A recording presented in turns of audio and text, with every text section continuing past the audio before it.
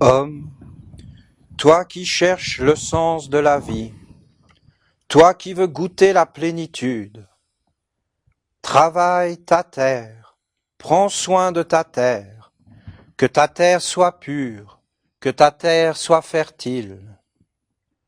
Au milieu de ta terre, fais grandir l'arbre de la vie, qui plonge ses racines dans le sol et qui élance sa cime vers les mystères des hauteurs. Ne cherche pas quelque chose de précis, ne t'élève pas vers le ciel en ayant des idées préconçues de ce que tu rencontreras. Sois une terre stable et fertile, sois l'arbre de vie qui s'élance vers son Père, sois simplement ouvert. Alors l'oiseau du soleil viendra vers toi et fera son nid dans tes branches. Tu l'entendras chanter, il pondra un œuf, et tu seras le porteur de cet œuf. Tu seras les pieds et les mains de l'œuf, de l'oiseau du soleil. Cet oiseau et cet œuf. L'œuf éclorera, et l'oiseau du ciel viendra lui donner la becquée. Cet oisillon s'envolera et voyagera dans le monde, puis il reviendra dans le nid. Ne cherche pas autre chose que cela. Alors l'oiseau deviendra lui aussi l'oiseau du soleil. Il s'envolera et construira un nouveau nid sur un nouvel arbre. Ainsi la tradition de la lumière vivra sur la terre, et Dieu sera le Dieu des vivants, de génération en génération. Ceci est le cadeau du Père Raphaël pour l'école de Dieu sur la terre. Accueillez ce cadeau avec amour, et il vous révélera tout son trésor, le trésor d'une vie pleine et grande, le trésor d'une vie qui ressuscite éternellement.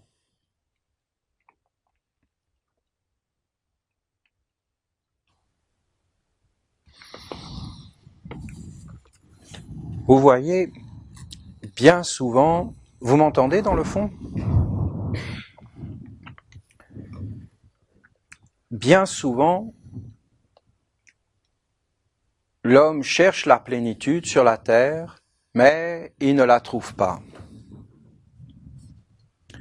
Parce que pour trouver la plénitude, l'homme doit nourrir tous ses corps. L'homme doit considérer qu'il est un être global. Un être, pas simplement un être qui vit sous la terre ou sur la terre, mais qui ne fait rien de grand dans sa vie intérieure, qui ne pense pas qu'il est un arbre, qui ne prend pas soin de sa terre. Le Père nous dit, si tu veux goûter la plénitude, il parle en réalité de cette plénitude, qu'il y a dans l'homme un manque, une souffrance, une peur de manquer. Regardez, l'homme cherche quelque chose. Il cherche, s'il est un homme, il cherche une femme. S'il est une femme, il cherche un homme. Pour combler un vide, l'homme cherche à manger. Et quand l'homme mange, alors il est dans une sorte de plénitude. L'homme cherche sans arrêt à respirer. Si l'homme respire, c'est parce qu'il manque quelque chose à son être. Il a besoin de quelque chose qui est à l'extérieur de lui. Et il cherche à obtenir ce besoin, à le combler, en cherchant la moitié complémentaire. Et le Père dit qu'il faut en réalité trouver cette moitié complémentaire vers le haut. Ce n'est pas facile. Ce n'est pas un enseignement si évident que cela. Car il dit qu'il faut chercher vers le haut et même, si on regarde bien ce qu'il a dit, vers l'intérieur. Parce qu'il dit, prends soin de ta terre. Si tu veux trouver le repos, si tu veux trouver le calme, si tu veux goûter la paix, si tu veux trouver ce qui est plein, la plénitude, arrête de chercher à l'extérieur de toi les choses, mais trouve-les à l'intérieur de toi. C'est ça que je lis, moi. Il y a à l'intérieur de toi un monde Et le monde qui est à l'extérieur de toi te parle du monde qui est à l'intérieur de toi. Il dit, prends soin de ta terre fertile, rends-la fertile. Prends soin de ta terre, que ta terre soit pure, que ta terre soit fertile. Ça veut dire, il dit, ce que tu peux avoir à l'extérieur comme nourriture vient de la terre. Mais cette nourriture qui vient de la terre, elle te conduira vers la mort. L'air qui vient de l'extérieur et que tu as l'impression que tu vis, en réalité tu ne vis pas, tu meurs. Quand tu manges les fruits de la terre, en vérité tu ne vis pas, tu meurs. Quand tu rencontres un homme et une femme, en vérité tu ne vis pas, tu meurs. C'est ça qu'il dit. Pour moi c'est clair. Et il dit, ce que tu vois à l'extérieur de toi existe à l'intérieur de toi, prends soin de ce qui existe à l'intérieur de toi. Il ne nous parle pas de faire fleurir un arbre à l'extérieur, de planter un arbre, de planter des légumes, de planter des fruits. Il nous dit, prends soin de la terre qui est à l'intérieur de toi et fais pousser un arbre à l'intérieur de toi. Qu'un arbre pousse à l'intérieur de toi. Il parle donc de l'arbre de la vie intérieure. Et il dit que cet arbre pousse, qu'il s'enracine dans la terre et qu'il pousse vers les hauteurs. Ça veut dire que tout ce que tu vois à l'extérieur doit nourrir cet arbre de ta vie intérieure qui s'élance vers le haut, vers un haut idéal, une grande aspiration. Juste avant, il avait dit que mes paroles étaient magnifiques, donc je ne vous l'ai pas lu. Mais pourquoi il disait ça? Parce qu'il a interprété mes paroles d'hier soir. Il y a 3 pères pour les hommes. Le premier père, c'est le voleur de la lumière. C'est celui qui veut que l'homme soit poussière et retourne à la poussière. Il veut détruire l'œuvre de Dieu. Rien ne sort. Nu tu es rentré dans le monde et nu tu en sors. Tu as mangé, tu as bu, tu as respiré, tu as rencontré des êtres, tu as parlé, tu as travaillé. Et qu'est-ce qui est sorti de tout ça? Rien. Rien n'a poussé, rien n'a grandi. En réalité, tu t'es fait féconder par un monde extérieur. Qui a réellement vécu? Est-ce que c'était toi? Ou est-ce que c'était un monde autour de toi qui te disait qu'est-ce que tu devais faire, comment tu devais vivre? Quelles sont tes préoccupations dans la vie? Est-ce que c'est gagner de l'argent, t'occuper de ta famille, t'occuper de ton nid? Mais est-ce qu'on parle d'un nid qui a été fait par les hommes? Tout ce que l'homme a fait, cela se défait. Ce qui est fait par Dieu, uniquement cela reste et demeure. Prends soin de ta terre, si tu veux connaître la paix, si tu veux connaître la plénitude.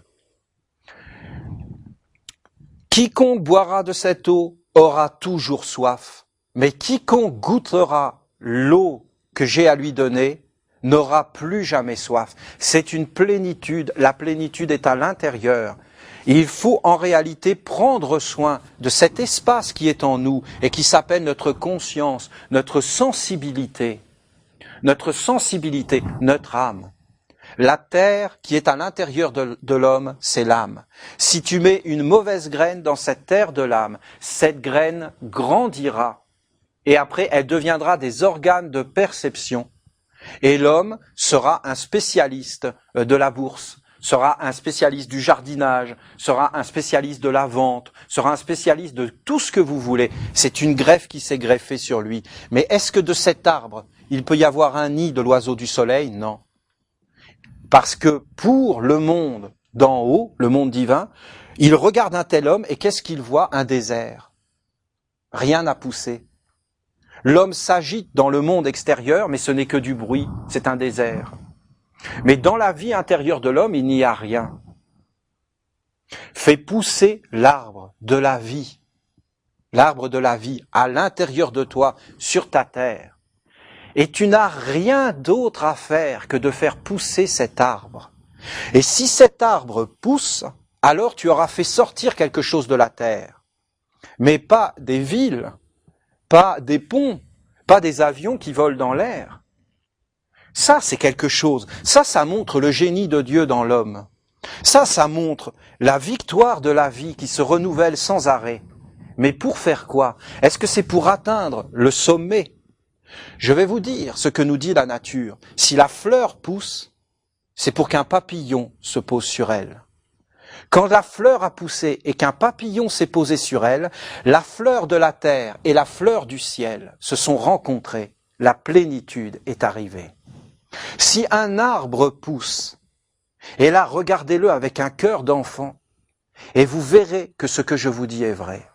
Si un arbre pousse, c'est pour qu'un oiseau vienne y faire son nid. Et si un oiseau vient faire son nid dans un arbre, l'arbre a atteint la plénitude de la vie. Car où est-ce que l'oiseau va faire son nid?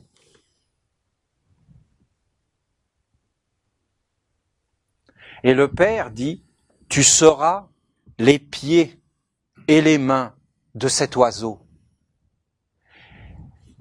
Vous savez de quoi il nous parle? Du Saint Graal. Il nous parle du Saint Graal. Et il nous dit, la coupe du Graal, c'est l'arbre de vie, c'est l'homme. L'homme est les pieds, la tige et le nid. Le nid, c'est la coupe du Graal. Et c'est l'homme. Et c'est la vie à l'intérieur de l'homme. Et c'est le cercle de lumière dont je vous ai parlé hier. L'homme prend tout ce qu'il y a dans le monde pour construire un autre monde à l'intérieur de lui, car l'homme vient dans un monde qui est déjà construit. Mais l'homme prend ce monde et l'organise pour accueillir un mystère, quelque chose qu'il ne connaît pas. Il ne connaît pas cette chose, il ne peut pas la prévoir, il ne sait pas réellement ce qu'elle est. C'est un mystère, c'est une rencontre. La vie tout entière est une rencontre, ou alors une suite de rencontres. Mais une rencontre avec qui et pourquoi et pour faire quoi? Pour mettre des enfants au monde. Mais mettre des enfants au monde pour faire quoi et pour qui? C'est ça les grandes questions. Là, on nous parle d'enfants de la lumière. Il nous dit un oiseau du soleil, c'est-à-dire les messagers des anges, les êtres qui viennent d'en haut. Les grandes pensées, les grandes forces, les grandes vertus, les grandes idées peuvent venir dans l'homme et se nourrir de l'homme. Sinon, ils ne peuvent pas se poser. La fraternité, l'amour, la sagesse, les grandes idées ne peuvent pas venir sur la terre. Mais si l'homme se prépare comme un arbre, comme quelque chose de travaillé, comme quelque chose qui vient de loin et qui a grandi à l'intérieur de lui, et il accueille ce nid, il accueille cet œuf, il devient les mains et les pieds de cet œuf. Alors cet œuf s'ouvre en lui, c'est une nouvelle conscience, quelque chose qui n'existait pas et qui se met à exister dans l'homme. Ça veut dire quelque chose dans l'homme qui apparaît. Une nouvelle naissance. En vérité, si l'homme ne naît pas une nouvelle fois, alors il ne peut pas entrer dans le royaume des cieux. Ça veut dire, il ne peut pas s'envoler. Il n'a pas d'organes. Il n'a pas des yeux. Maître, peux-tu nous dire quand viendra le royaume des cieux? Le royaume des cieux viendra quand l'homme aura des yeux dans ses yeux, des mains dans ses mains, des pieds dans ses pieds. Ça veut dire quand un nid aura été mis à l'intérieur de lui, quand un œuf aura été pondu, quand l'oiseau sera sorti de cet œuf, alors des ailes dans les mains de l'homme, alors des yeux d'oiseau dans les yeux de l'homme, alors des oreilles d'oiseau, alors l'homme entendra un nouveau monde, il pourra s'envoler et découvrir des choses que les hommes ne connaissent pas. C'est bien quelque chose des anges et des hommes qui avaient connaissance de ces royaumes et de ces secrets d'autres mondes, des mondes subtils tels les oiseaux. Mais l'oiseau ne peut pas venir sur la terre s'il n'est pas réellement posé. Posé. Alors, ce qui est vraiment troublant dans cette histoire, c'est la fin. Vous avez vu la fin? Alors l'oiseau s'envolera. Et ira faire son nid dans un autre arbre. Vous vous rendez compte de ce que ça veut dire? Je sais que c'est vrai. Il s'envolera et construira un nouveau nid sur un nouvel arbre. Ainsi la tradition de la lumière vivra sur la terre, et Dieu sera le Dieu des vivants de génération en génération. Ça veut dire, pour être tout à fait clair, que Dieu, c'est l'homme.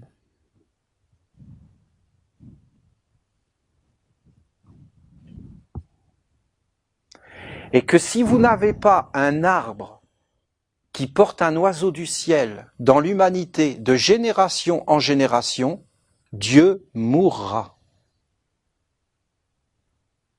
Et Dieu n'existera plus dans les hommes. Parce que Dieu est Dieu et vit éternellement dans un monde divin. La question n'est pas Dieu, la question est l'homme. Quel avenir pour l'homme? C'est ça la question. De génération en génération, c'est ça la question. Et c'est une sacrée question. Qu'est-ce que tu retrouveras dans ta prochaine vie? Tu retrouveras ce que tu y as mis. Mais est-ce que tu as travaillé l'arbre? Est-ce que tu as préparé la forêt? Si le monde est un désert, habité par des machines, où nous respirons avec des tubes, Dieu sera mort. Alors nous aurons les deux autres pères, mais nous n'aurons plus le père de la vie et de l'amour. Nous aurons ceux qui veulent imiter Dieu, mais qui ne sont pas le Père. Ils peuvent faire des poumons artificiels, mais ils ne peuvent pas faire les poumons tels qu'ils ont été faits. Ça veut dire qu'à la fin de ta vie, tu t'envoles. Et tout ce que tu as travaillé, tu le retrouves dans un nouveau corps.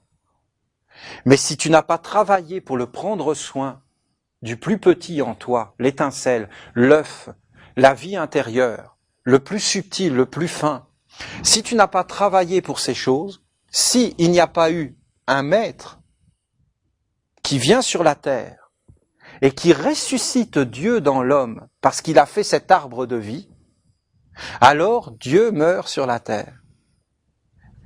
Mais quand un homme parle avec Dieu, il parle avec un autre homme. Parce que c'est l'homme, l'oiseau. L'homme est devenu Dieu par la rencontre. Et quand un maître meurt, il se réincarne dans un autre maître. Et ce maître est un arbre qui peut accueillir cet oiseau. Mais c'est toujours le même. Ils se battent pour des histoires de maîtres, mais il n'y en a qu'un seul et c'est le même.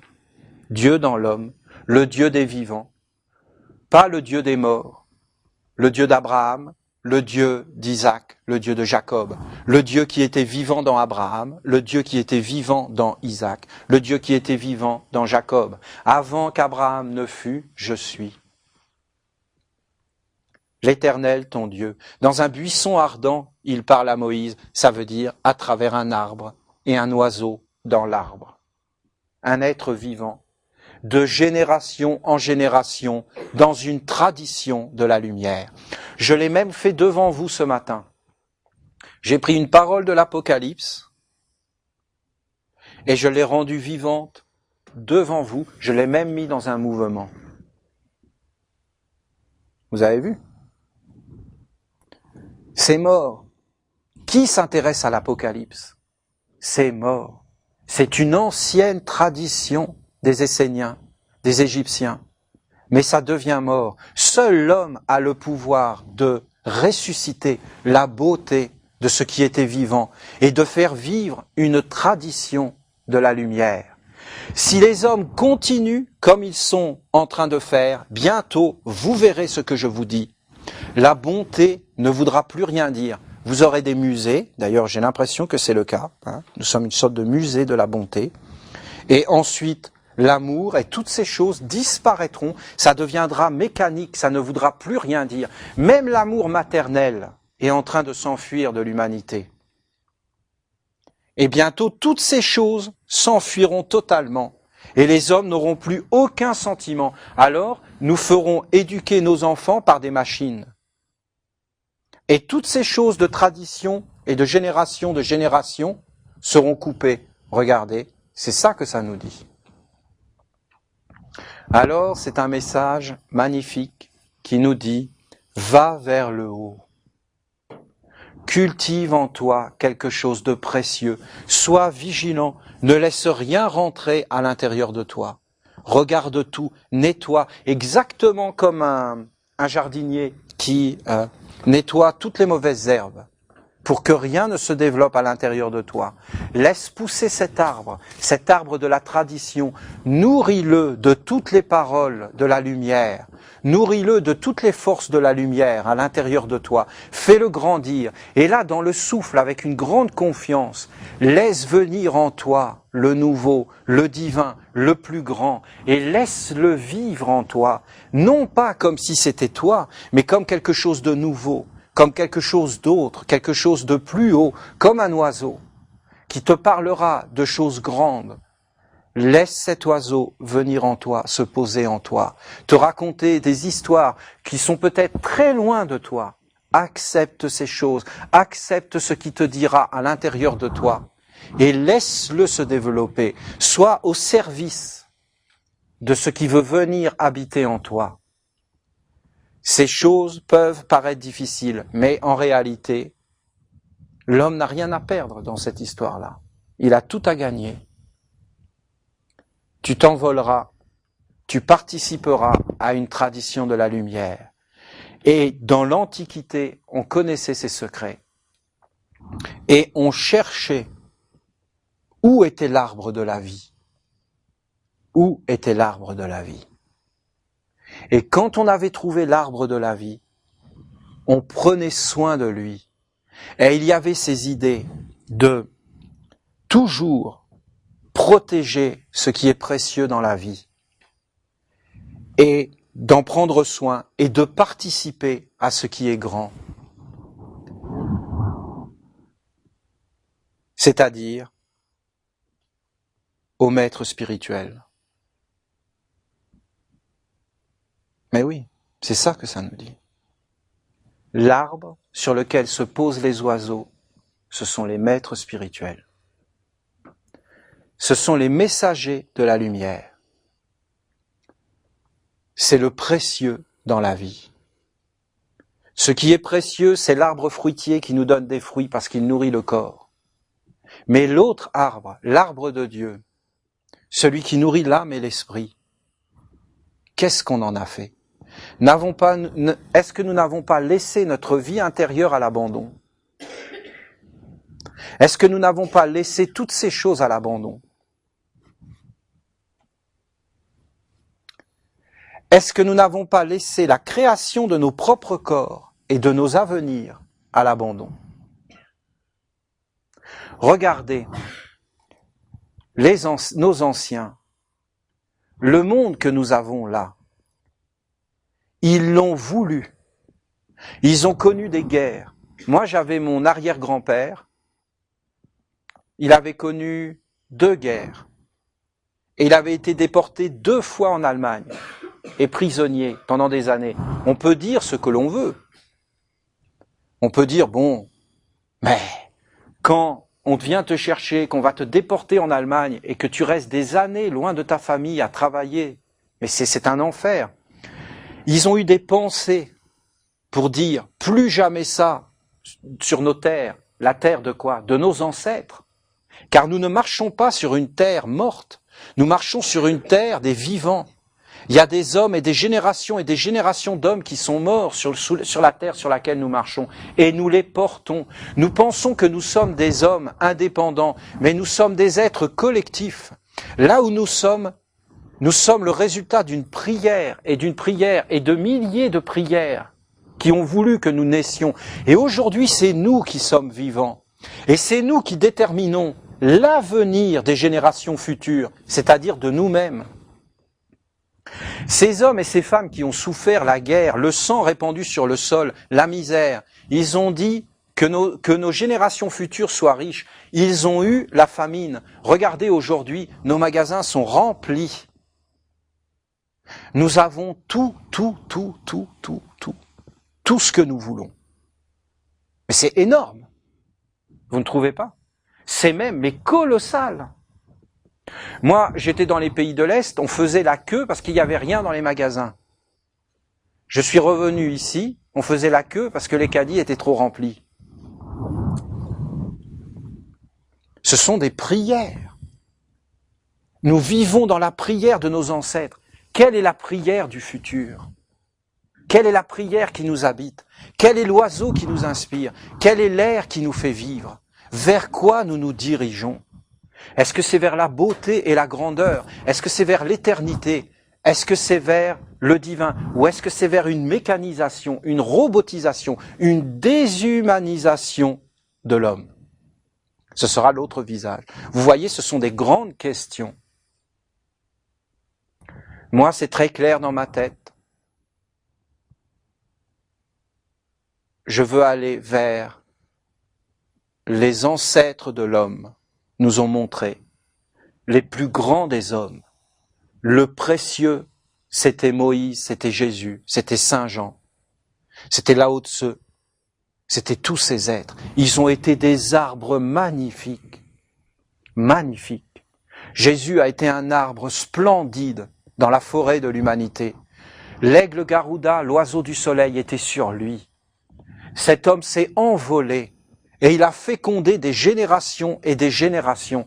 Et aujourd'hui, si nous sommes assemblés, nous, ici, c'est par sa prière à lui. Nous avons encore en nous des cellules et des organes qui vivaient dans Jésus, dans Moïse, dans le Bouddha, dans tous ces hommes, au-delà de l'aspect religieux dont nous nous moquons, mais dans le côté de ces arbres, vivants, réels. Et nous ne sommes pas différents. Et en voulant nous aussi fleurir et accueillir le divin dans nos vies, concrètement, eh bien, nous faisons qu'un jour, des maîtres vivront toujours sur la terre. Je ne sais pas si je suis clair. C'est par nos pensées, par nos prières, par ce que nous faisons, que nous formerons un nouveau corps. Et l'oiseau nous verra. Et nous serons dans la forêt avec lui, jusqu'au jour où nous serons capables, nous aussi, de devenir un grand arbre et de communier directement avec tous les mystères d'en haut. Alors, nous serons dans la plénitude et dans le repos. Nous n'aurons plus faim, nous n'aurons plus soif. Nous ne chercherons plus des relations horizontales dans le monde de la mort, mais nous serons emplis par l'Esprit divin. Et nous serons dans la plénitude et dans la réjouissance. Et tous les organes à l'intérieur de l'homme qui sont en correspondance avec le cosmos et qui sont des mondes entiers à l'intérieur de nous s'activeront et nous comprendrons quelle est la plénitude d'être un homme. En réalité, l'homme sur la terre, tout lui a été donné, car il est le médecin, le thérapeute, il est l'essénien de Dieu, il est un rayon du soleil, il est venu pour guérir tous les êtres, il est venu pour faire triompher l'amour, la sagesse, et le Père à travers tous les êtres. Et c'est tellement évident que l'homme, c'est ça sa fonction. Ça se voit. Pourquoi il aurait ses pensées? Pourquoi il aurait le cœur qu'il a? Pourquoi il est sensible à la bonté et à la douceur? Pourquoi l'amitié? Pourquoi la famille? Pourquoi la chaleur? Pourquoi nous aimons toutes ces forces de la lumière? C'est parce que, en réalité, nous sommes destinés à porter le divin sur la terre et à apporter le divin sur la terre. C'est pour cela que l'homme est convoité. Parce que si l'homme se tourne vers cet arbre de la lumière à l'intérieur de lui et vers l'oiseau du soleil, alors toutes les forces sombres perdent leur force. Elles sont obligées de nourrir cet arbre. Mais si l'homme ne fait pas cet arbre en lui, alors les forces sombres rentrent dans l'homme. Et l'homme devient un serviteur de ces forces de destruction. Alors c'est la guerre. Alors c'est le conflit, alors c'est la peur, alors c'est la destruction, alors c'est la mort, alors c'est le vol et c'est l'exploitation. Alors c'est une vie sans horizon, c'est une vie qui s'arrête à la mort. Alors la mort devient un mur comme le mur de Berlin, alors il y a des frontières, alors il y a des confinements, alors c'est un emprisonnement. Là où il n'y a aucune frontière, là est le royaume du Père. Là où il n'y a aucun mur, Là est le royaume de l'esprit qui traverse tout. Rien ne l'arrête. Il respire dans l'éternité. Ce n'est qu'une petite interprétation d'un texte sublime, d'un texte divin, qui nous parle des mystères du monde de la lumière et qui nous révèle tout ce qui est beau et grand dans l'homme. Si tu te tiens dans le silence, si tu te tiens dans ton amour à l'intérieur de toi, si tu es vraiment dans l'acte de te relier par la prière avec la mer, avec tout ce qui est beau dans toutes les créatures du monde, tu verras qu'à l'intérieur de toi, quelque chose monte comme un arbre et que peut-être tes branches vont bouger avec le vent. Ça veut dire, c'est très fin et délicat. Tu commences à avoir des messages. Ça commence à te parler. Ça commence à vivre en toi. Tu vois que tout ce qui est beau, c'est vrai. Tu vois que tout ce qui est subtil, c'est vrai. Mais si tu n'as pas des racines, si tu n'es pas dans une tradition, si tu n'es pas dans une école éternelle, alors tu ne seras pas fort pour porter tout ce qui viendra d'en haut. Il faut être fort, un arbre puissant, des racines puissantes pour pouvoir être les pieds et les mains du Père sur la terre. C'est un idéal. C'est un idéal concret. Concret.